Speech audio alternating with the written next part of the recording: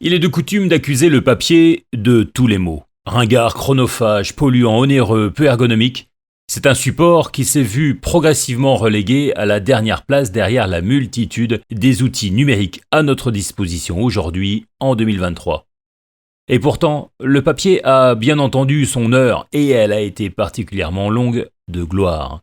Alors, le papier est-il à mettre définitivement au placard ? Au-delà, c'est également et surtout la question de l'écriture manuelle qui se pose. Alors, un peu d'histoire. L'invention du papier remonte à l'ancienne Chine, où il est apparu pour la première fois au IIe siècle avant notre ère. Le processus de fabrication du papier a été développé par les Chinois et a ensuite été transmis à d'autres civilisations à travers les échanges commerciaux et culturels. La première forme de papier était fabriquée à partir de fibres végétales, principalement du chanvre, de paille et d'écorce d'arbres. Le procédé de fabrication du papier impliquait de décomposer ces matières premières en fibres, de les mélanger avec de l'eau, puis de les étendre sur une surface plane pour former des feuilles. Les feuilles étaient ensuite pressées et séchées pour obtenir du papier prêt à être utilisé. Au fil du temps, les techniques de fabrication du papier se sont améliorées et se sont répandues dans d'autres parties du monde, notamment au Moyen-Orient, en Afrique et en Europe. Au 8e siècle, les Arabes ont commencé à produire du papier à partir de chiffons de lin, ce qui a amélioré la qualité et la durabilité du papier. Au 12e siècle, la fabrication du papier s'est répandue en Europe grâce aux croisades et au commerce avec les pays arabes. L'invention du papier a eu un impact révolutionnaire sur la société et la culture. Avant l'avènement du papier, les supports d'écriture courants étaient le papyrus, les tablettes d'argile et le parchemin, qui étaient beaucoup plus coûteux, moins pratiques et plus difficiles à produire. Le papier était moins cher, plus léger et plus facile à fabriquer en quantité plus importante, ce qui a favorisé la diffusion de l'écriture, de l'éducation et des idées. Le papier a joué un rôle crucial dans le développement de l'imprimerie, qui est devenue une innovation majeure pour la diffusion des connaissances à grande échelle. Avec l'imprimerie, les livres sont devenus plus accessibles, ce qui a favorisé la propagation des idées, la diffusion de l'information et l'évolution de la société.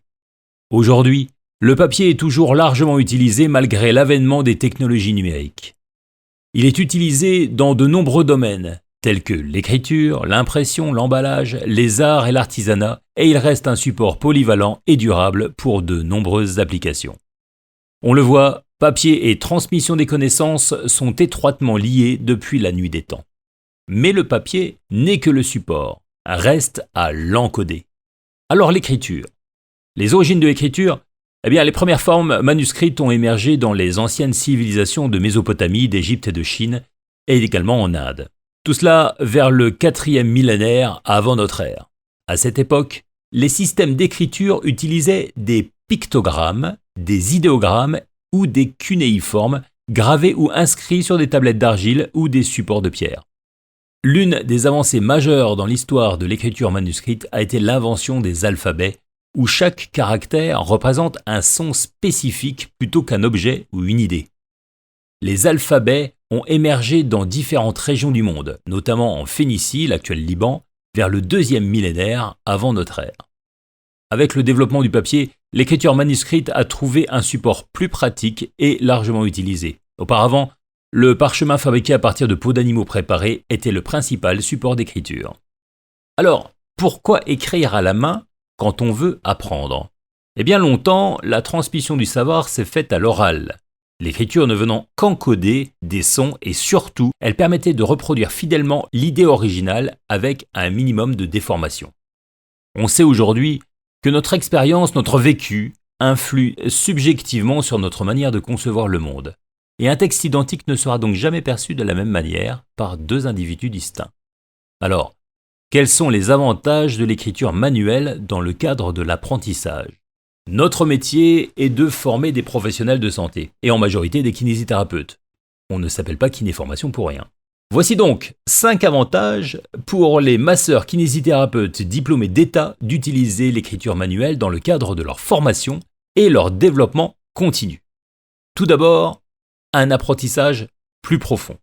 Des études, on va y revenir, ont montré que l'écriture manuscrite favorise un apprentissage plus profond et une meilleure compréhension des informations. Lorsque les kinés écrivent à la main leurs notes ou leurs observations, ils sont plus susceptibles de s'engager activement avec le contenu, de le réfléchir et de le traiter de manière plus approfondie. Deuxièmement, l'organisation des idées. L'écriture manuscrite encourage l'organisation spatiale des informations. Les kinés peuvent utiliser des diagrammes, des schémas ou des flèches pour représenter visuellement les concepts et leurs relations entre eux. Cela facilite la compréhension globale et l'organisation des idées, ce qui est essentiel dans le domaine de la kinésithérapie. Troisièmement, l'encodage mnémonique. L'acte d'écrire à la main stimule la mémoire mnémonique. Les kinés qui prennent des notes à la main sont plus susceptibles de se souvenir des informations plus longtemps, car l'association de l'écriture avec le contenu renforce les connexions mnémoniques dans le cerveau. Quatrièmement, la flexibilité et la personnalisation. L'écriture manuscrite permet aux kinés de personnaliser leurs notes en utilisant des codes de couleurs, des surlignages, des annotations. Cela leur donne la liberté de mettre en évidence les points importants, de faire des liens entre différents sujets et de créer leur propre système d'organisation, ce qui facilite la récupération ultérieure des informations. Enfin, le développement de compétences graphomotrices. En tant que kinésithérapeute, la maîtrise des compétences graphomotrices est pertinente pour les évaluations et les traitements. L'écriture manuscrite quotidienne peut aider à développer et à maintenir ces compétences, ce qui peut se révéler bénéfique lors de l'utilisation d'instruments de précision dans leur pratique.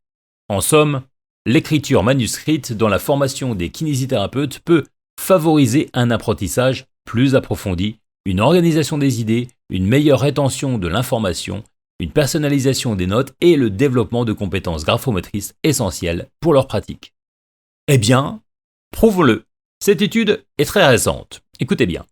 Des neuropsychologues de l'Université norvégienne de sciences et de technologie, la NTNU, ont réalisé une étude avec 24 volontaires, enfants et jeunes adultes, pour comparer l'activité cérébrale lors de différentes méthodes de transcription. Les participants devaient retranscrire 15 mots en utilisant, premièrement, soit l'écriture manuscrite, soit des dessins réalisés à l'aide d'un stylo numérique sur un écran tactile, soit une saisie sur un clavier. L'activité électrique de leur cerveau était mesurée à l'aide d'un électroencéphalogramme EEG. Les résultats, publiés dans la revue Frontiers in Psychology, ont montré une activité synchronisée des bandes θ dans les régions pariétales lors de l'écriture manuscrite et de la création de dessins, ce qui n'était pas observé lors de l'écriture au clavier. Cette activité est associée à l'apprentissage et à l'encodage de nouvelles informations. Ainsi, l'étude suggère que l'écriture manuscrite et le dessin pourraient avoir des effets bénéfiques sur la cognition. Alors, comment associer l'écriture manuelle avec les nouvelles technologies ? Utiliser le meilleur des deux aspects, cela va sans dire. Centraliser les connaissances dans un outil unique, personnalisable et qui permette de faire appel à du contenu enrichi à tout moment d'un cours. Cela paraît simple, mais cela nécessite également une gymnastique technique permanente. Tout d'abord, des espaces libres pour écrire, noter, personnaliser. Ensuite, des niveaux de lecture efficaces. Des liens, des QR codes par exemple, vers du contenu supplémentaire en ligne. C'est donc à l'ombre de ces considérations que le choix d'un support papier, un syllabus, est demeuré pertinent à nos yeux même en 2023. Et c'est sans compter la copie illicite et le vol de propriété intellectuelle si facile dans le cadre de fichiers numériques.